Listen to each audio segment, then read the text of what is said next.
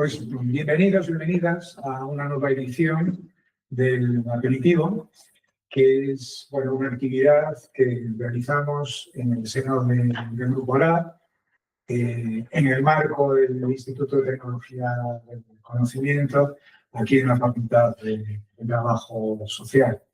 El aperitivo consiste no precisamente en tomarse algo al mediodía, sino en, pues como pasa con otros aperitivos, ofrecer una pequeña muestra de lo que en este caso un académico, que ahora os voy a presentar, nos puede ofrecer. ¿No? La idea es abrir un poco el apetito, utilizar esta metáfora culinaria, ¿no? De lo que en este caso André Brasil, que ahora pasaré a introducirlo porque se va a presentar, él tiene que ofrecer. Bueno, André Brasil, aparte de un muy buen amigo y de compartir conjuntamente espacios en algunos proyectos, es un profesor del Instituto Politécnico de Braganza de Educación Social, de la área de Educación Social. Y está también vinculado con la Universidad de Salamanca, donde está pues ya de manera muy avanzada pues articulando su proyecto de tesis doctoral. Ahora nos lo contaré con un poquito más de detalle, ¿no? Además de André en Brasil, tenemos a Alba, que no sale en cámara porque ahora lo va a llamar por teléfono y tendrán que salir y ahora se están viendo, porque yo soy un poco irreverente con estas cosas. Tenemos también a Joan Barbero, tenemos a María José de Dios, tenemos a Carla Cubillos, todas nosotras somos miembros del grupo. Y ahí detrás, que tampoco se le ve, está Adrián a los mandos de las cámaras para que todo esto salga perfectamente. Bueno, André, muy bienvenido a nuestro laboratorio, al Grupo LAB, al Instituto de Tecnología del Conocimiento, a la Facultad de Trabajo Social. Es un gustazo tenerte con nosotros. Y bueno, como te comentaba mientras preparábamos esto, el aperitivo es un formato informal, donde se trata de conocer a colegas académicos y los proyectos que tienen entre manos, ¿no? Primero te preguntaremos quién eres tú, quién es André, quién es André Brasil, personalmente, pues, cuenta lo que tú quieras contarnos. Después, quién es André Brasil académicamente, en qué cosas estás trabajando, en qué cosas estás ahora pues, laborando, ¿no? Y después ya entre todos pues iremos animando la conversación en función de las curiosidades que nos vayan suscitando, ¿no? Pues, palabras. Pues así de sencillo es este formato. Entonces, a ver, ¿quién es André? Bueno, una cosa antes de comenzar. Puedes hablar, como comentábamos antes, en español si te apetece, pero si lo quieres hacer en portugués, pues perfectamente, porque después lo subtitularemos para que todo el mundo lo pueda entender. Entonces, como tú te sientas más cómodo. Eso que voy a intentar hablar un poco de español. Y si le falta alguna palabra, yo hablo en portuñol, algo parecido. Entonces, André es un humanista, pienso yo. Me encanta las personas, las curiosidades de las personas, me encanta hacer entrevistas, es la parte por ejemplo, de la investigación que más me encanta, son las entrevistas. Me encanta saber un poco más de otro, pero no en un camino de curiosidad o de... Sí, no. Es en un camino de empatía, saber un poco más de otro. Me encanta. Soy de Brasil, me llamo André Brasil y soy de Brasil. Soy de Salvador, de Bahía. He venido aquí para Europa para hacer el máster en Educación Social en el Instituto Politécnico de Bragança. Y luego después he ido para el doctorado en la Universidad de Salamanca. Y la academia, yo costumo decir que la academia me ganó, ¿se dice así? Sí, claro. Pronto, porque yo soy abogado en Brasil, he trabajado 17 años como abogado en Brasil, pero es la única parte de mi vida que no me traía satisfacción personal. Era una cosa que y hoy yo no sé por qué, porque me encanta la parte de los derechos humanos, y no la parte de abogacía, esa parte de derecho. Entonces, cuando he venido para aquí, para Europa, para estudiar el máster, la academia me ha encantado. Sí, la parte de la investigación, y hoy como profesor en el Instituto Politécnico de Bragança me encanta dar clases, me encanta todo eso. ¿Qué máster fue que hiciste en el Politécnico? ¿El título del máster? El título del máster, yo estoy a desarrollar una investigación sobre la transgeneridad, sobre personas trans. Es una trilogía de estudios, son 3 fases. La primera fase fue en el máster, se llamaba ¿Dónde están esas personas? Ha sido una reflexión personal de mi parte, porque durante todo mi camino académico, y no solo en la escuela, también, no sé si así puedo decir, en la escuela, en la universidad, cuando he hecho Derecho en Brasil, aquí en Portugal, en el máster, no había personas trans en mis clases. Y eso me ha llamado la atención. ¿Dónde están esas personas? ¿Por qué no están aquí en la universidad? ¿Por qué no están? Oímos hablar mucho sobre personas trans, principalmente hoy en día con el crecimiento de la extrema derecha, que habla mucho sobre esas cuestiones de género, pero ¿dónde están esas personas? ¿Por qué no están en esos espacios académicos, en esos espacios educativos? Y así ha empezado esa investigación.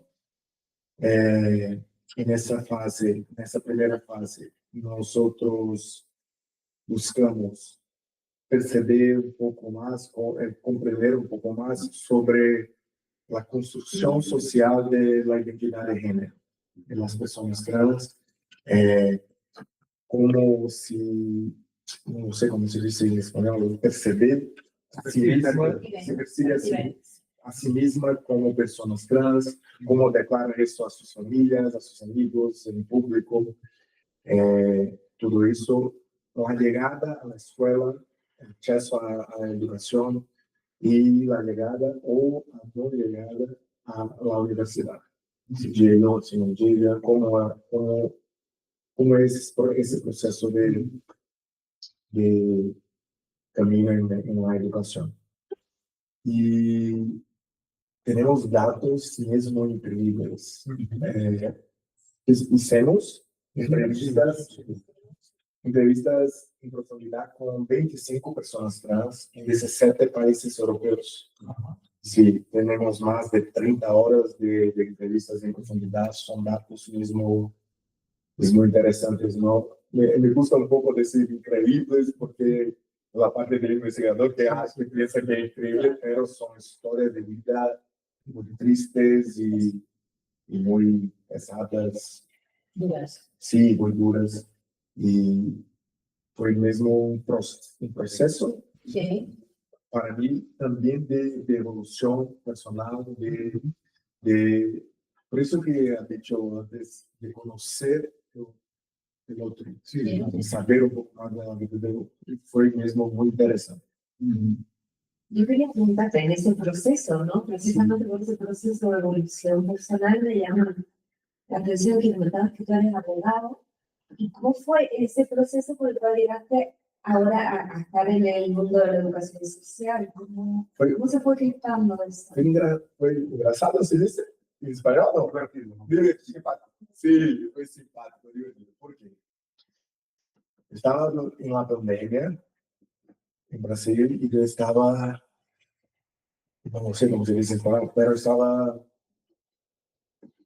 muy aburrido Sí. con el gobierno de Brasil, que a la altura era, Saturado. sí, saturado era Bolsonaro, sí, y la conducta, que la pandemia, todo eso. Y yo he cuestionado, ¿qué puedo hacer con eso? Entonces he visto una noticia de un congreso en São Paulo, yo vivía en Salvador, y yo he presentado un artículo, ¿sí? Para presentar he sometido un artículo para presentar el congreso y fue aceptado sobre personas trans, sobre la pandemia, sobre esas cuestiones. No lo sabía en la altura lo que investigar, aún no sabía, pero he puesto mujeres trans y ¿cómo se dice? Negras, ¿sí? ¿Se dice así? No, ¿cómo se dice en español? Pero Racializadas, Ah, sí, sí. ¿sí? Sí. En Brasil lo decimos así, no lo sé. Y porque no sabía si me gustaría investigar el racismo o la misoginia o las cuestiones LGTBI, pero he hecho un, Vale. sí. Y cuando he presentado, uno de los profesores que había estado me ha preguntado, oh, ¿por qué no hace el máster? Tiene que hacer el máster, tiene el perfil académico, ¿por qué no hace?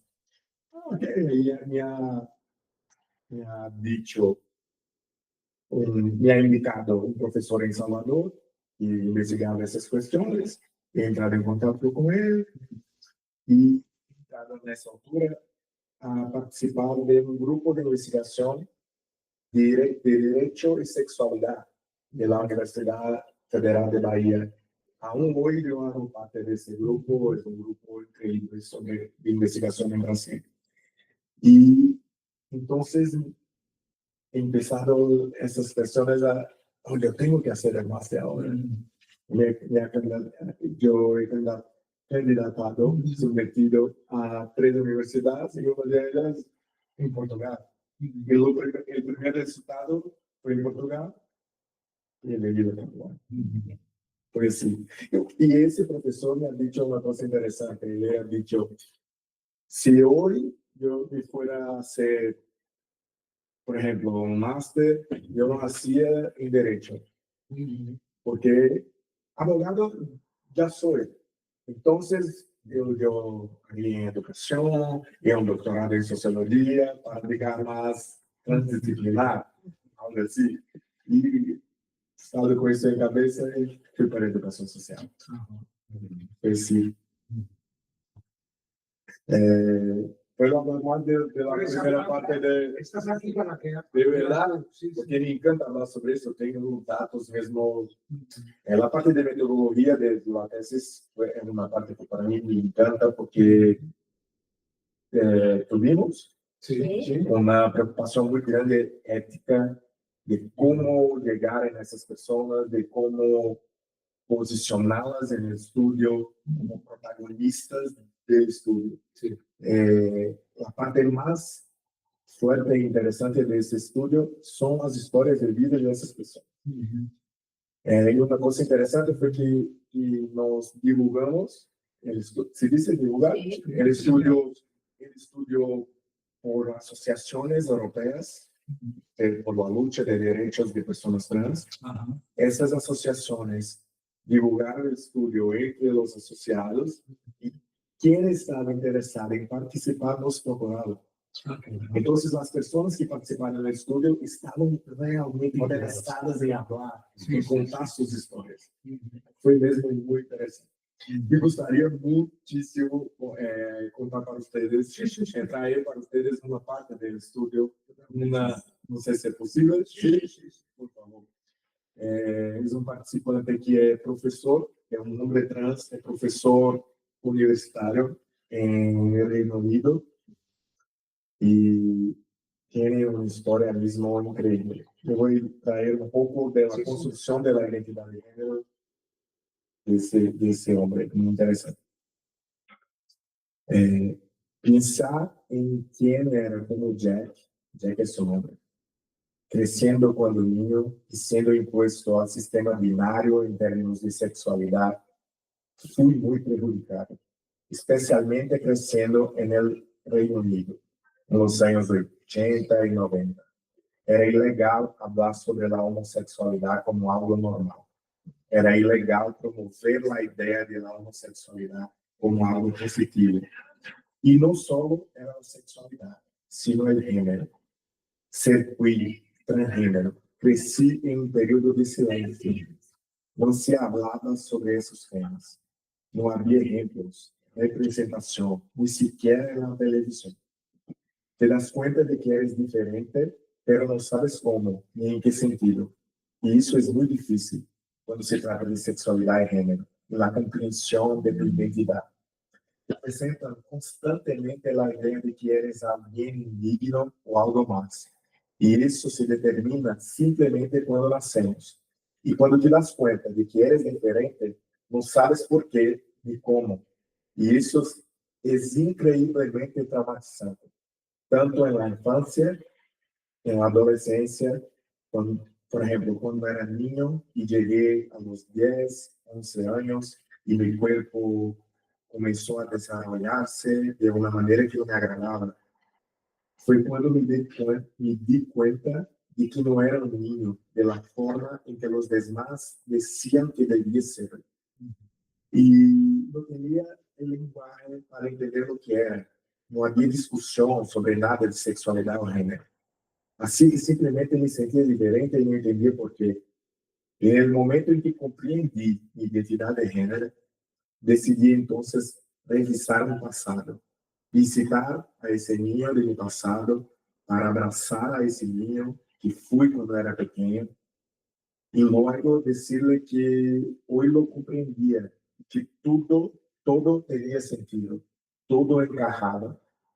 Al hablar de esta manera parece incluso lúdico, pero me llevó 40 años llegar a ese lugar, debido a todo el silencio y la invisibilidad. Todo se resume en esa frase de que no podemos ser lo que no podemos decir. Es muy, muy profundo, ¿no? Y Jack es un hombre trans que tiene hoy 52 años, tiene una carrera académica increíble, pero vivió como una mujer cis por 40 años. Sí, ha sido casado, tiene 4 hijos, sí, tiene una historia mismo muy interesante. ¿Qué tipo de, qué diferencia hay entre el André de ahora y el André que inició antes de hacer todas estas entrevistas, tener todo este contacto de todas estas personas que contaron su historia de vida? ¿Cuál es la diferencia que tú percibes entre el André que inició esto y el André de ahora? ¿Qué aportaciones sacas tú en tu vida, del tipo que sea, con esta experiencia que has tenido? Yo creo que yo he cambiado muchísimo, muchísimo. Eso creo que soy más humano hoy, tengo más empatía por el otro. ¿Sabes? Por ejemplo, cuestiones que no pasaban en mi cabeza, no pasaban en mi mente. Y hoy yo tengo un posicionamiento que cuando, por ejemplo, cuando voy a un restaurante, por ejemplo, yo siempre miro a las otras mesas. Es un ejercicio que yo hago. Yo siempre miro a las otras mesas. No hay personas tan increíbles. No hay personas, ¿sabes? Siempre hago eso, por ejemplo. Otra cosa, pienso que hoy, yo creo que hoy yo escucho más. Yo hago una escucha más activa. Sí. ¿Sabe? Yo paro y realmente escucho lo que la persona está a decir. Porque es una cosa que tenemos que hacer como investigador, ¿vale? Como cuando hacemos entrevistas. pienso que todas esas cuestiones sociales, de forma más progresista, han venido todas para mí, no sé, puede ser como una onda, no sé si es una ola, sí, ¿sabes?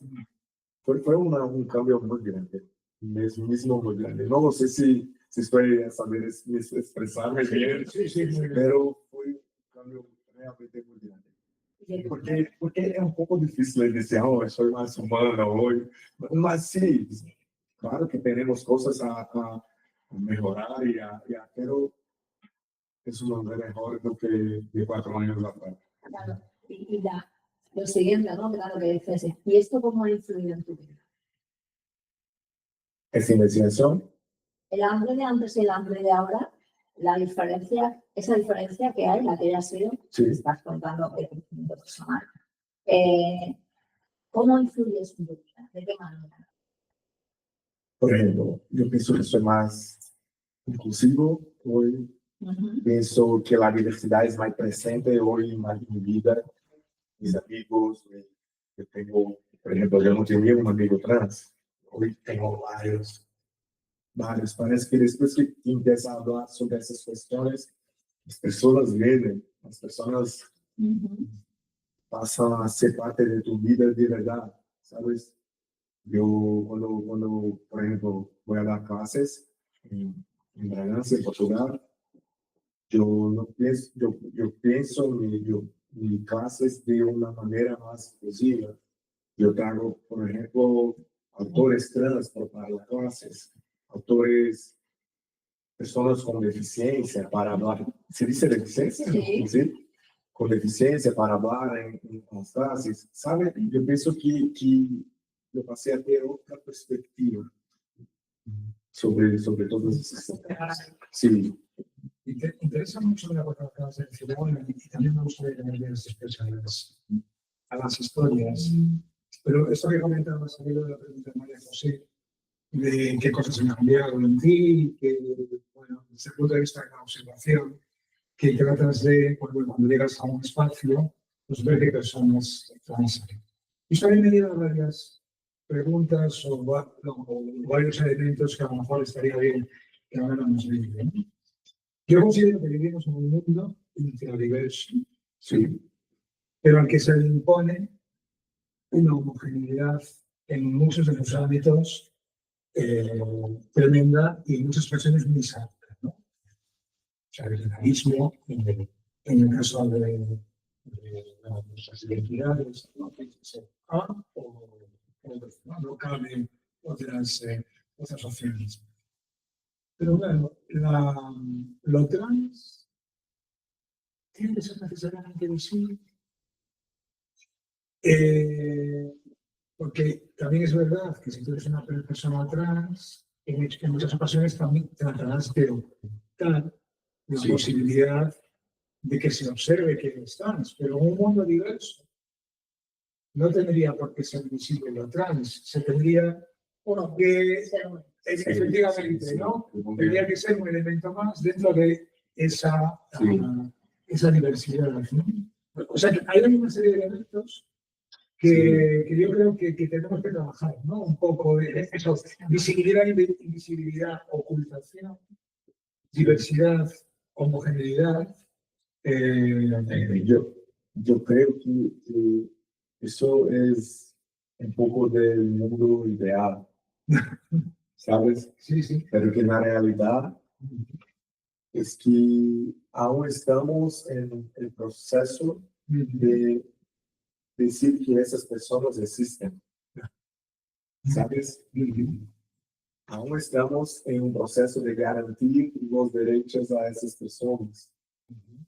Entonces, por esas cuestiones tenemos que hablar y segregar, ponernos en boxes, en cajas, pero para después, quién sabe, para algún día, quién sabe, possamos vivir isso de forma, vivir esa De manera natural. sí, esa inclusión, esa integración de todos de manera natural para todos.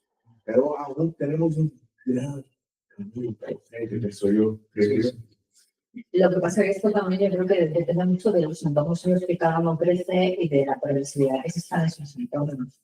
Entonces, igual hay personas que sí que han estado bien afectadas y están, digamos, en un paso más evolucionado, porque de la expresión, estamos en la siguiente fase, pues no tienen necesidad de decir yo soy trans. Sí, sí. Porque ya estamos en ese punto de que somos todos iguales, que es como debería de ser inicialmente, y no tengo por qué contar mi diferencia. Igual que yo no cuento mi diferencia y yo le voy diciendo me gustan los hombres, me gustan las mujeres, que me gustan los tíos de todos los claro, que no es el caso, o podría, pero no es eso. Pero no tienes por qué explicar qué te gusta, qué no te gusta, cómo te sientes o te dejas de sentir. Porque eso en sí mismo es lo que dices, está segregado. Sí, sí. Yo creo que el punto principal es permitir para quien quiera hablar sobre eso de forma pública, hablar con seguridad. Claro, que tú puedas hacer, porque para mí la visibilidad no solo es una visibilidad física. Implica otras muchas Sí, claro. El acceso. Entonces, que tú puedas hacer visible lo que quieras hacer visible.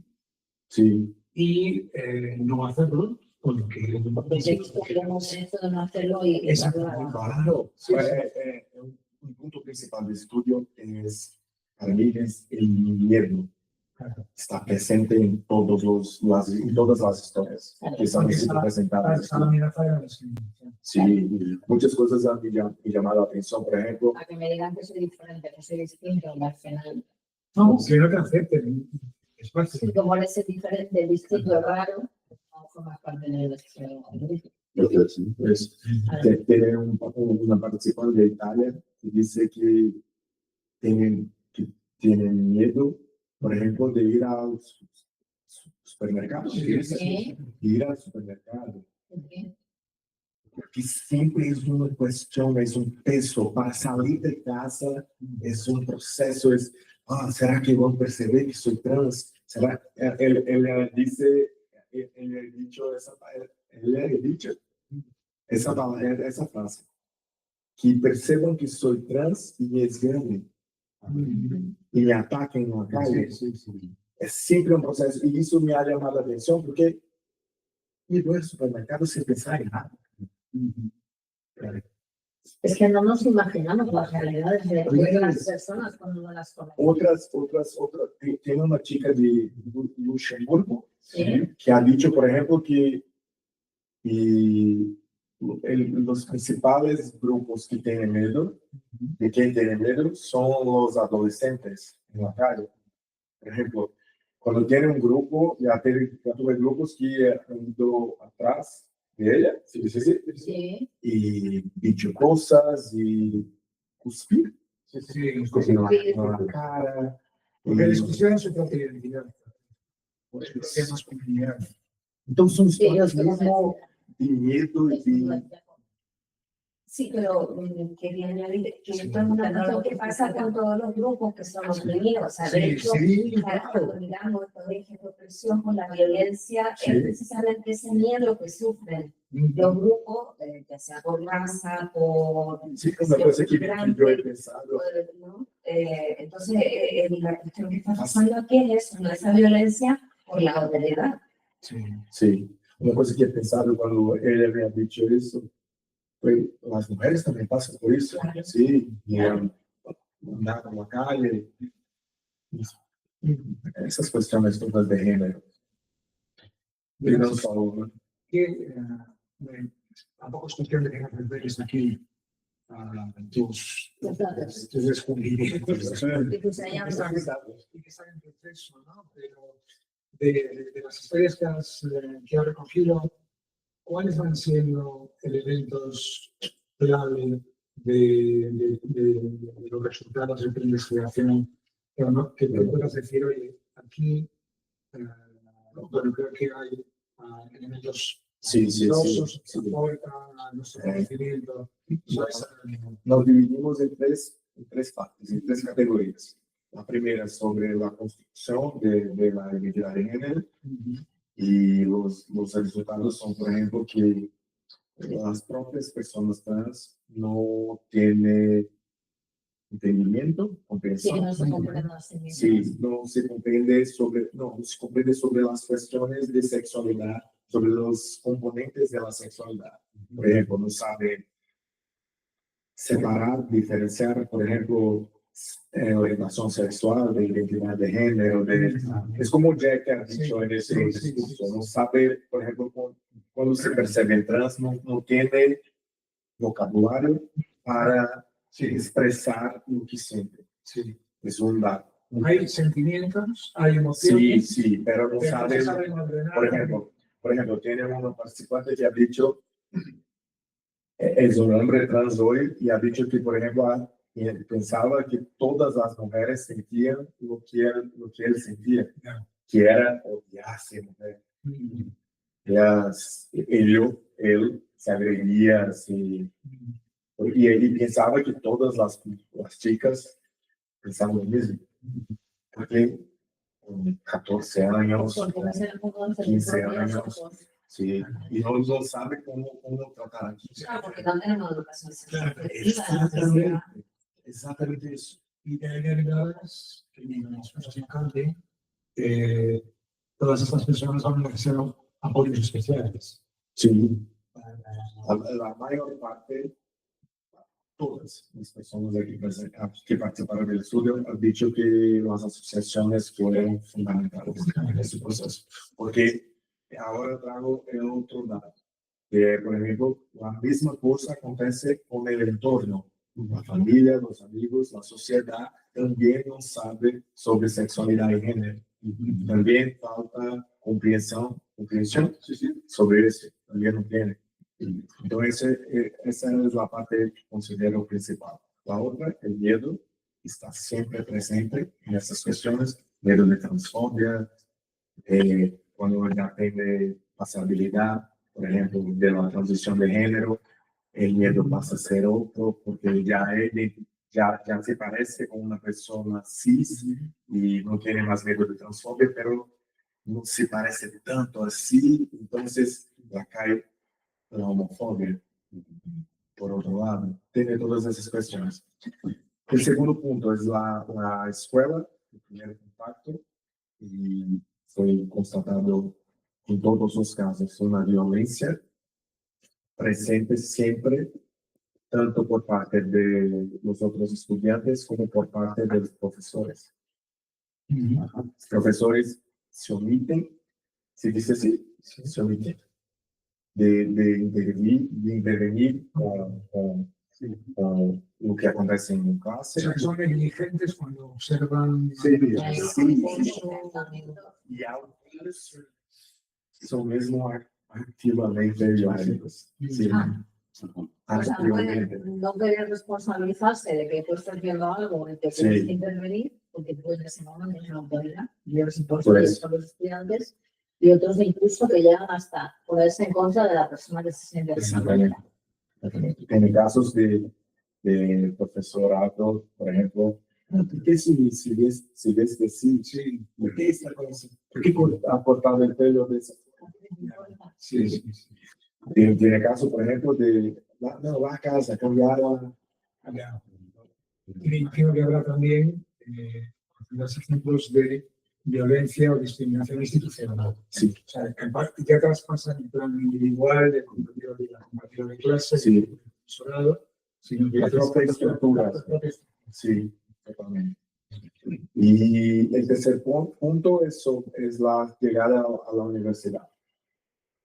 Por suerte, nosotros tuvimos 2 casos que no han llegado a la universidad. Todas las otras personas llegaron, pero llegaron aún como personas cis. No habían hecho la transición de género. O sea, no tienes ningún caso de persona que ya, o sea, cuando entra en la universidad de un sexo de la transición. Tengo un caso que es lo más, voy a traer un poco para ustedes.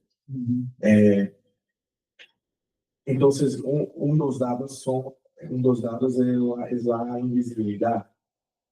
Dejan para hacer la transición después que termina la facultad. después que finaliza estudiar en México, después que el padre y la madre mueren, después que si termina el casamiento, siempre para después, a una invisibilidad constante. Y dentro de la universidad también dentro de la universidad. Era un participante que dice, por ejemplo, que a él gustaba venir a la universidad y no ser notable, no ser, sí, como si, por ejemplo, no había amigos, no tenía amigos, ningún amigo, porque no hablaba con ninguno, estaba siempre, no quiero que me perciban, que me noten, estaba siempre así. Tiene un caso que ha hecho la transición, es un hombre trans de Croacia, tiene hoy 23 años y ha cambiado de país para entrar en la universidad. Fue a Holanda. Y cuando estaba allí, se percibió como persona trans, ha dicho a los amigos de la universidad, todo corría bien antes de eso. Estaba en el primer año. Ha dicho a los amigos y no fue aceptado por los amigos. La cuestión era de la salud mental, de todas, y ha desistido, se dice así, de la universidad y ha vuelto a casa, a Croacia. Cuando llega a casa, cuenta a los padres, soy trans, y mis amigos no me aceptaron, por eso. O que los padres hacen, interna en un hospital psiquiátrico. Isso hace 2 años. Fue ahora eso. Hospital psiquiátrico, por un año. Ha intentado suicidio 20 veces. Claro.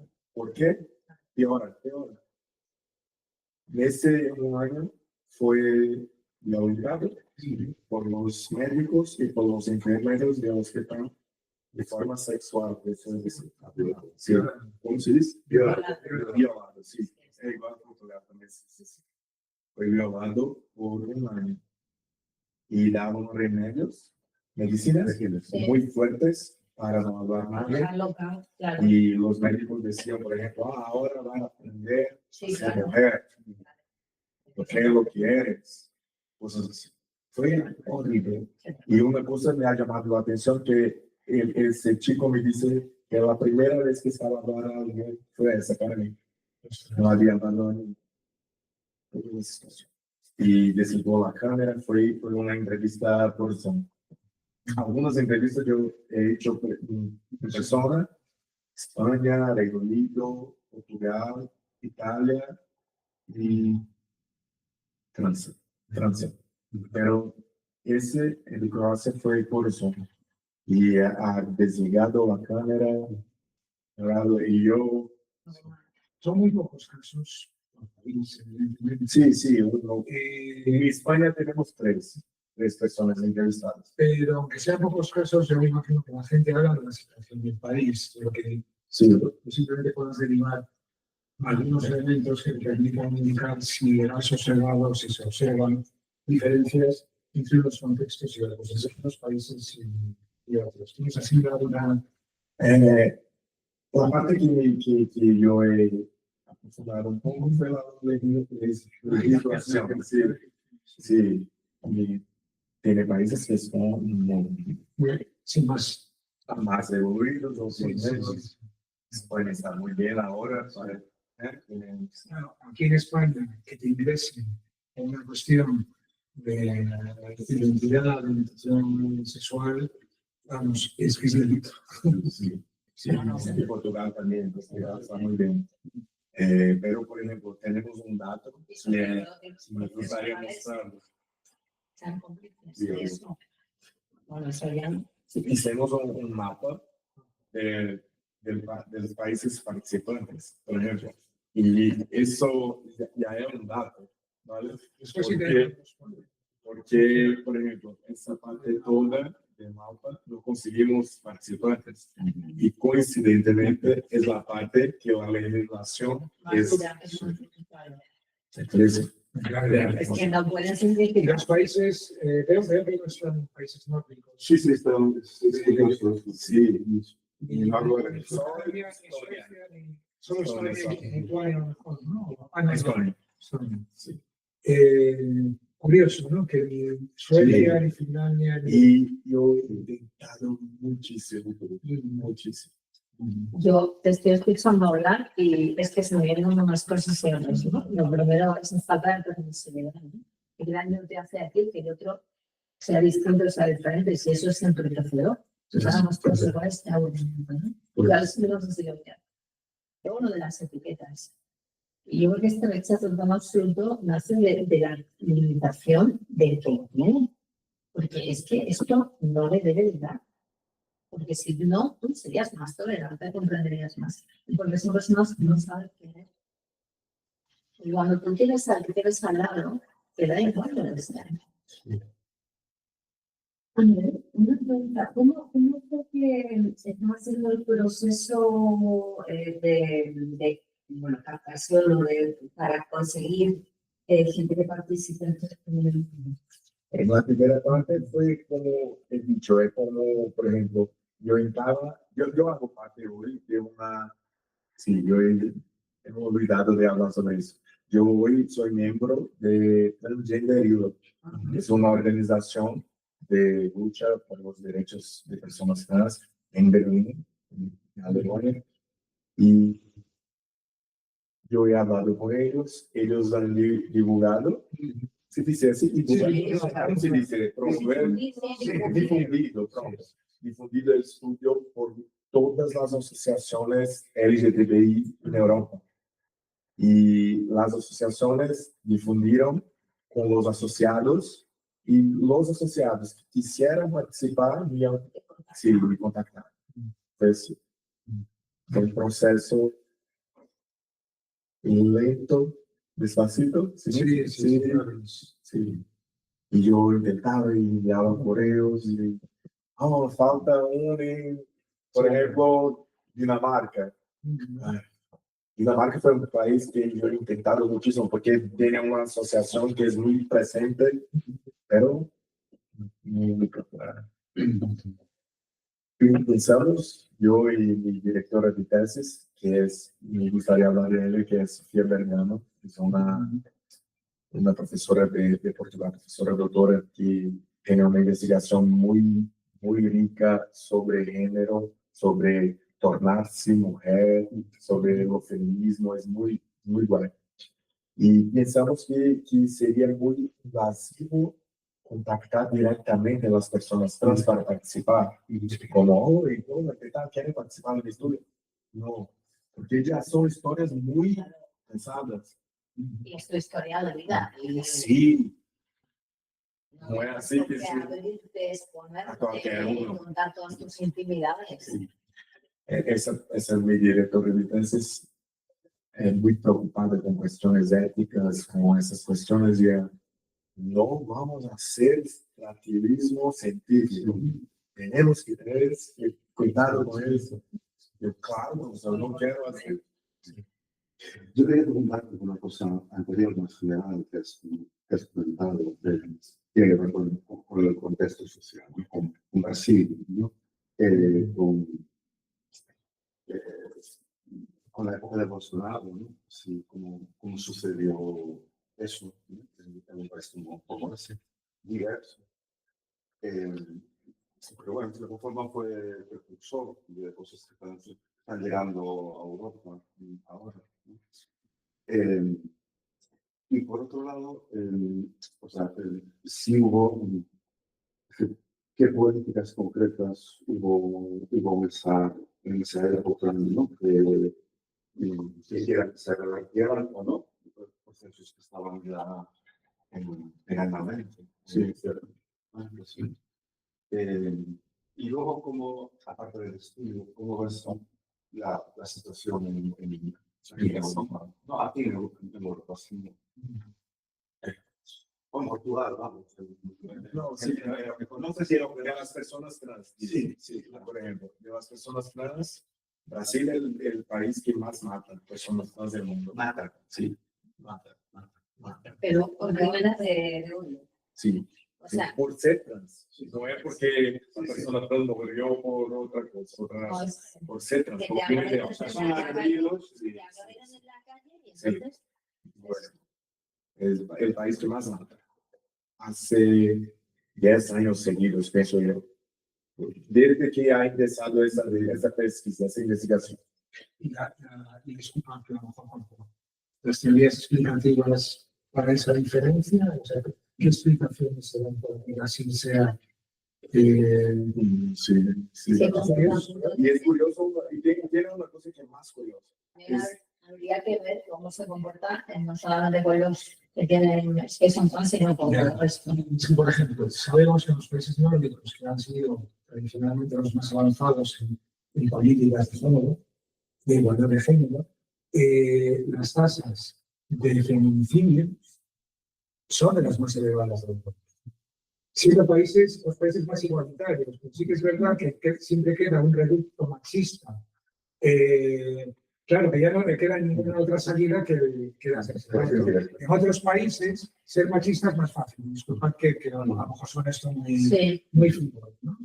Que no sé, que a lo mejor va un poco también en esa línea. Brasil, al menos, es una percepción que yo tengo, ha sido de los países pioneros en la reivindicación de la homosexualidad, de los estudios trans, de hacerlo más visible. Sí. Y de tratar de normalizarlo más, ¿no? Y a lo mejor el periodo de Bolsonaro, que ha sido anterior aquí, tras un periodo de Lula, con políticas muy progresistas, como una reacción a esas políticas progresistas, bueno, tal vez vayamos a vivir nosotros algo en ese sentido ahora. La ley del péndulo, ¿no? La ley del péndulo, ¿no? La gente al final tiene miedo de cosas a las que no hay que tener. A las que no hay que tener miedo. Pero no sé, a lo mejor es así. Parte de la explicación puede ser. Y estaba a decir que más curioso es que Brasil es también el país que más consume pornografía trans. Pero son una hipocresía absurda. El mismo país que más consume pornografía trans del mundo es el país que más mata. Es que esto es la regulación que se comentábamos. Que precisamente es el ver el reflejo, el no tener tan claro lo que eres tú, porque ¿por qué consumes ese tipo de pornografía? Y luego manifiestas un rechazo. Hay un desequilibrio. Sí. Y la diferencia en la con Europa, por ejemplo, que yo veo, es que aquí se matan niños, pero las cosas, por ejemplo, esa cuestión que he traído del chico de Croacia, de ahora, 2 meses antes. 2 meses, no 2 años antes. También el saldo, no sé, yo creo que en España a día de hoy eso, o sea, creo que depende un poco también de la evolución, no digo para general, ¿no? O sea, desde la opción de cada país. Tenemos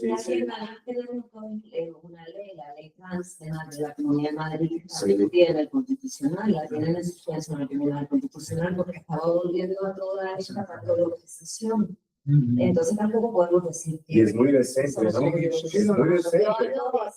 Sí, pero lo que es en el comportamiento, al menos las personas que yo conozco no tienen ese rechazo. Y no, ya. Es eso que yo voy a entrar ahora en Bolsonaro. Nosotros, pero yo y mis amigos, las personas que yo conozco, por eso que yo he hecho esta fuente, consigo peor de sorpresa. No esperaba que Bolsonaro fuese ganar, porque yo no conocía ninguno que fue silencioso. De repente, ninguno decía que iba a votar en Bolsonaro. ¿Y tienes alguna explicación para eso? Observador, eso puede pasar en Europa. Eso que el conservadurismo presente. Hubo un progreso innegable en todo el mundo. Pero cuando acontecen esas cosas, y la otra parte, pienso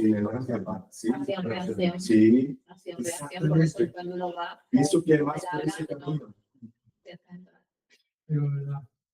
La cuestión yo creo que el péndulo lo mueve en este caso los hombres. Quiere decir que Sí, ya que no es tristemente, permisividad por los parte de jóvenes los hoy en hombres. día, los jóvenes homófobos, Sí. los jóvenes que atacan a las personas transgénero, bueno, son chicos. Oye, el otro día un reportaje de la Venezuela salió en que el machismo y toda la comportamiento intolerante están aumentando mucho en los hombres y las mujeres. Es que yo eso lo veo progresista. Sí, sí, sí. Pero eso yo lo veo en las aulas, actividades prácticas que hago con los estudiantes que te pegan en la cara. Sí, y yo he visto algo así también, que los jóvenes hombres de hoy son la mayoría de derecha. Y el problema no es el de derecha, No. pero de esos extremismos, Sí, ¿sabes? En cuanto a Sí, esto. y las chicas no. Las chicas están con un pensamiento más. Yo es que creo que en general las mujeres son como más permisivas, ¿no? En general, estoy hablando. Entonces, en esta investigación decía que las mujeres tenían un pensamiento más progresista y que los hombres jóvenes tenían un pensamiento más de conservadorismo. Sí, pues, y eso, a volver un poco para la realidad de asesinatos de personas trans, el machismo siempre presente. Y, por ejemplo, la mujer trans ha abdicado de ser hombre, de cómo así esa persona va. Y la otra parte, el hombre trans, tú no es suficientemente hombre para hacer todas esas cuestiones. Oye, vamos a comer tiempo y Sí. Yo puedo solo hablar en la próxima fase. Bueno, una de las personas entrevistadas ha dicho esa frase: pagas un alto precio para vivir una identidad. Y diante de eso, la segunda fase se llama ¿cuánto vale? La dignidad humana de las personas trans y los retos de la enseñanza superior europea. Vamos a entrevistar ahora las personas que están inscritas ahora, en este momento, en la educación superior. Están matriculadas en este momento. Y también buscar una perspectiva de las instituciones de enseñanza superior, para saber lo que las universidades están haciendo para acoger, para recibir esta diversidad de género, sexual y de género. Pues me imagino que la misma estrategia, ¿no? Sí. Las universidades, y también, si alguien quiere participar. Exacto. El próximo año académico me voy a hacer una movilidad. Yo he dicho a Andrés, voy a hacer un año de movilidad. Voy a Alemania, Berlín, a Roma y a Pisa, Italia. Y para buscar contacto más próximo con esas asociaciones. Y es eso. Me gustaría agradecer muchísimo la invitación, me gustaría agradecer el proyecto STEP. Nos conocemos a través del proyecto STEP, que es un proyecto europeo muy guay, muy interesante, que habla sobre cuidar, diversidad, inclusión, y habla para personas que no están acostumbradas a hablar sobre esas cuestiones. Son personas de tecnología, de otros ámbitos, y que están a hablar, están a pensar sobre esas cuestiones. Entonces, me gustaría agradecer a profesora Fátima, profesores Abel Pereira, por todo ese apoyo que estoy aquí hoy. Por el proyecto. El proyecto STEP estamos en el Instituto de Tecnología del Conocimiento, algunos compañeros de aquí del Instituto, y bueno, está permitido también lo manejamos dentro de las actividades del proyecto STEP.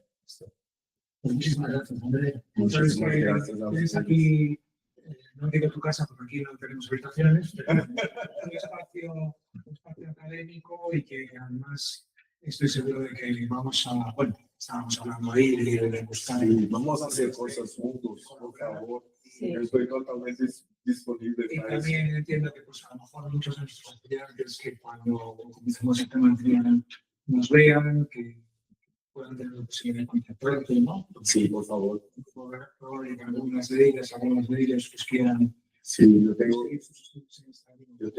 un Instagram que es muy activo, en esos yo pongo partes del estudio, se llama André Bento Brasil.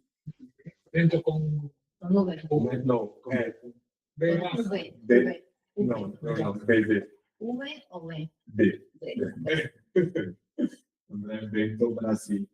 Y yo tengo un website también y estaba la investigación completa. andrebentobrasil.com, que va a integrar toda la investigación, la parte que no ha entrado, que está en los apéndices. La idea es muy rica, la investigación me ha gustado muchísimo, me he encontrado profesionalmente.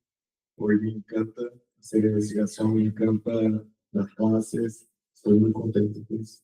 Pues esperamos que este aperitivo sirva para tener más apetito, ¿no? De más alimentos académicos y concreto en relación pues, con la realidad trans.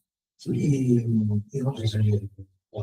Y muchas gracias Muchas gracias. por hacer estas cosas y por Y nosotros vamos a Muchas gracias, yo me agradezco muchísimo a ustedes. fantástico. Venga.